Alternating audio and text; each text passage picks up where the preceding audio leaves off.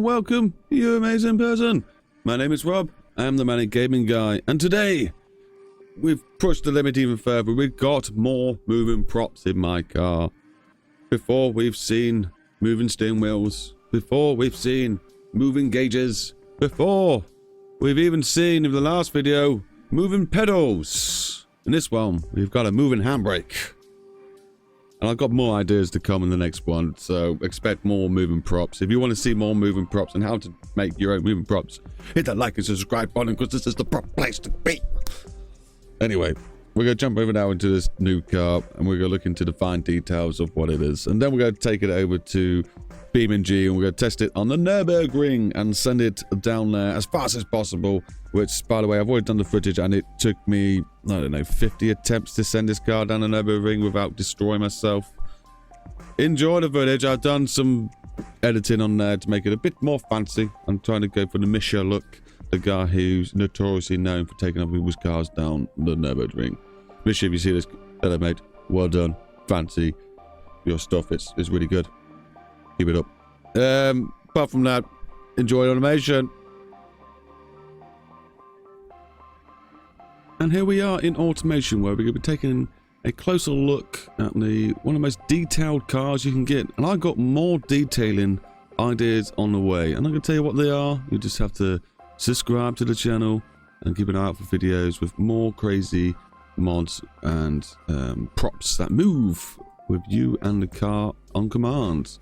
So what I'm on about right now is we've got a working handbrake, all done in automation. We've got working accelerator, brake, and clutch, all done in automation. We also have working speedo, rev, and handbrake so far, and that's all done in this game. So sit tight, and we'll get there eventually, and I'll show you how I've done all this crazy fun detail.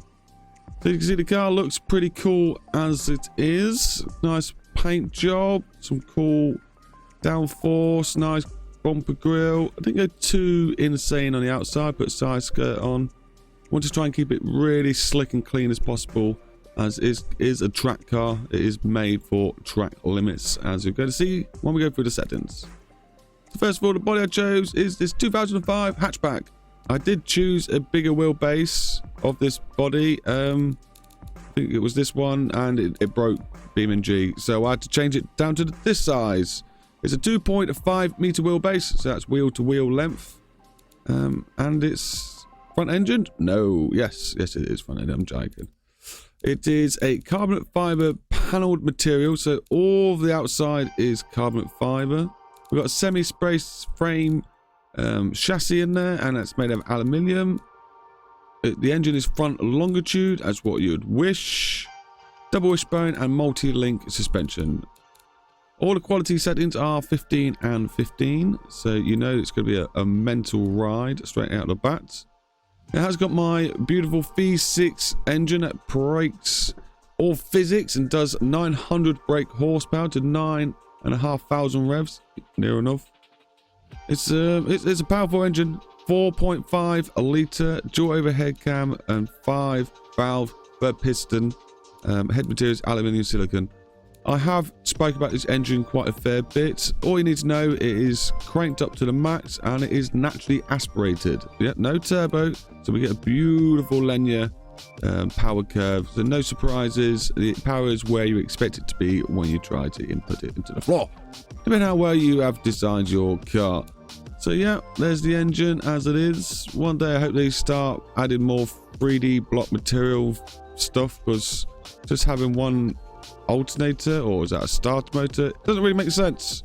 You know, there should be more things in the engine, but one day we'll get that, hopefully, rather than having to input some sort of 3D model.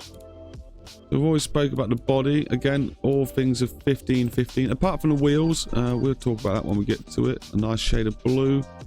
We got some downforce. I think I got 3 on the front and 3 on the back. No, this one got 2 on the back, so I've probably got 2 on the front.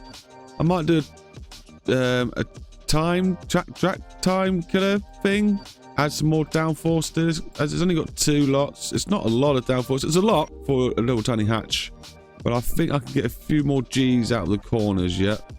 very nice stance, and just admiring my own stance there. It does look pretty cool, this body, and it does work well. It's got a wide arch body kit put on. The only thing I don't like is this roof thing. Like, why is the roof such a weird angle? It doesn't look quite right. And also the B pillar bit here. Why is it not sitting over here? Why is it in my face? Apart from that, yeah, quite a nice body shape. Any special props are really the ones that move, but we already spoke about them. No need to speak about them anymore. It is all-wheel drive, this car. Sequential gearbox, 6-speed. Does 280 miles per hour. All settings are race tuned. So basically put your spread this way and you put your first gear this way and it's race happy. It will do 0 to 62 miles per hour in 2.2 seconds. That is rapid. Very, very fast. And the top end is very, very fast. So you know this car is very fast. So I am very happy with the V6 engine. I'm going to be using that engine quite a lot, I reckon, because it sounds pretty cool as well.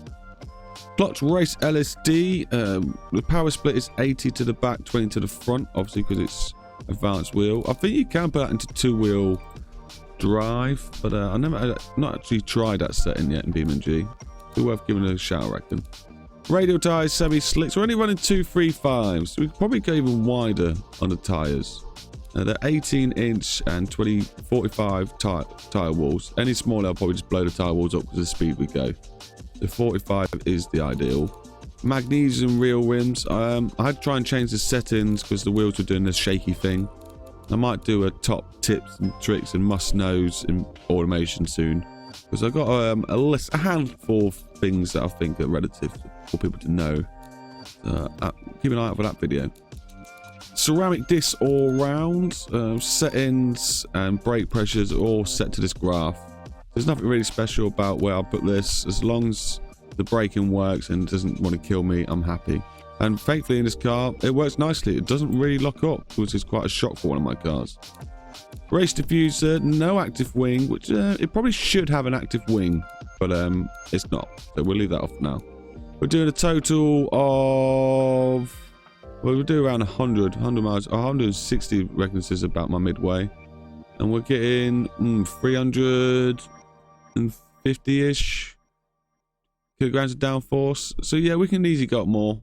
We can easily get more downforce out of this car. We've just got to be careful what it does to the suspension. It normally breaks the car. We'd have a very stiff suspension. Sportiness is 99.8%. In the 200-meter circle, we're getting 1.76 Gs, which isn't too bad. The car previous to this one, which I hadn't actually done a chat about, which he was hitting 3 Gs in the corners. It was pretty mental. I still wanted to do some more work to that one. Race interior with no entertainment. Keep the weight down as much as possible. I did put electric steering and all the traction aids in there, and there's standard safety cranked right down. That will give you maximum lightness. I can make it lighter, apparently. I didn't notice that. I reckon if I go down, it'll make it lighter. I'm not going to change it now because it is what it is. Optimized weight 100, and weight distribution is cranked right down to the rear.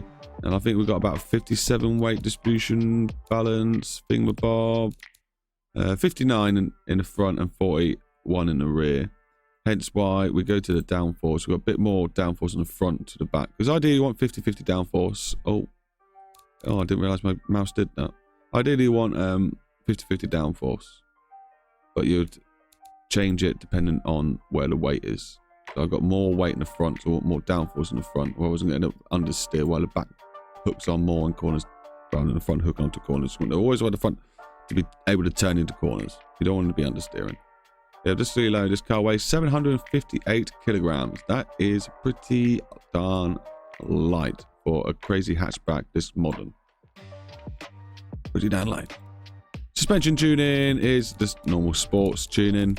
Got it pretty stiff, pretty slammed, pretty flat. It can be flatter though. Yeah, 1.44 Gs in the 20-meter circle. So there you go, there's the automation settings. I'm just going to quickly send it around the automation test track. We'll have a look at some of its flaws that the game reckons it's got and ignore them. And we're doing 143 around here. I did have the 2.6 meter doing a 141 around there. So we're 2 seconds slower compared to that car for some reason, but It's still a fun car to drive, still really fast. Any complaints the game has, we're going to ignore, like ride frequency. Yeah, we ignore that. It's more about the drivability of those settings. Semi-slicks, they're in blue, so we can always ignore everything blue. And they're more, all those settings are aimed for race tune, and it's not happy about it, but we ignore that.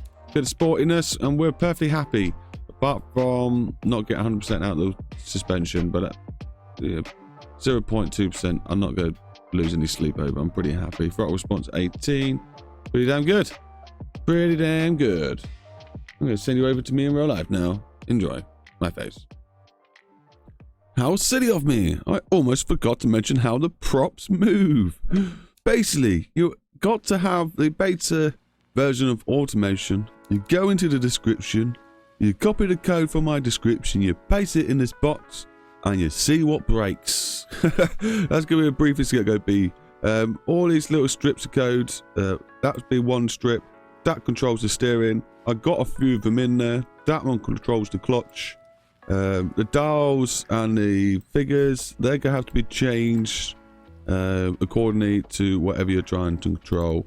If you get any of it wrong, it won't work. There's my brief description of the code. Keep an eye out for a video because I will be doing one that's a bit more descriptive. So there we have it. There's the car in automation. Don't worry about the brief description of the coding. I am planning to do a bit more of a detailed video on how to do that yourself and a few in and outs of that you need to know to be able to do it, basically. But anyway, did you enjoy the car and its stats? Is this your sort of ride? Do you want me to put it in a repository so you can have a little thrash about? I'm going to be jumping straight onto another one. More props moving, more crazy fun. I got some cool ideas. Let's see if I can make them work. That's not going to be easy. I'm trying to get the fuel gauge and the temperature gauge and any other gauges to work. I just got to work out what word it is to activate the right code so it relates to what it's meant to be. If you've got any idea of what the list is or where I can find a list of things that can go in there, anyone with just simple coding will probably know half the stuff, Billman 86, of what I can probably get away with controlling through having a steering wheel, having a sim rig. So you're using a sim rig, you got your inputs that you're using there, and obviously turn on your lights. You can have something linked to the horn, I'm pretty sure, but what would you want linked to the horn? I did thought it'd be quite cool to have a disco ball just going off when you turn the lights on. Just ridiculous things. But yeah, I'm gonna go over to Nürburgring now while I just crash this car down the Nürburgring. Enjoy. I'll see you at the end of the video.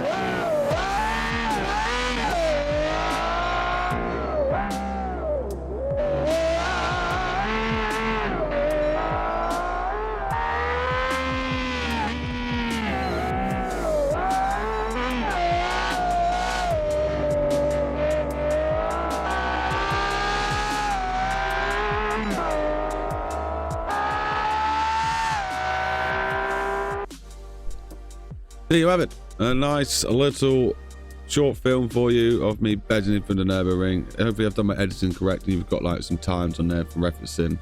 I'm guessing it starts like at the flat. I don't need to really reference myself how it's meant to be timed from, because I'm just going to show you the time from me going to stopping on like where, you know, on the bridge. I know where it ends, I just don't know where the timer starts. And is there a certain speed? Is it a rolling start? Do I need to go past like the other bridge thing, but as a rolling start at a certain speed, or you're just allowed to just bomb it and go through it as fast as possible? I don't know. You guys tell me the proper rules ins and out for me to be legit while doing it. Anyway, I hope you enjoyed the video. I've been a Manic Gaming Guy. You've been an amazing person. I want you to keep it real, stay safe, and share that love. And hopefully I'll see you in another video. I hope if you got this far, you obviously enjoyed it, and you know, keep clicking away. Bye bye.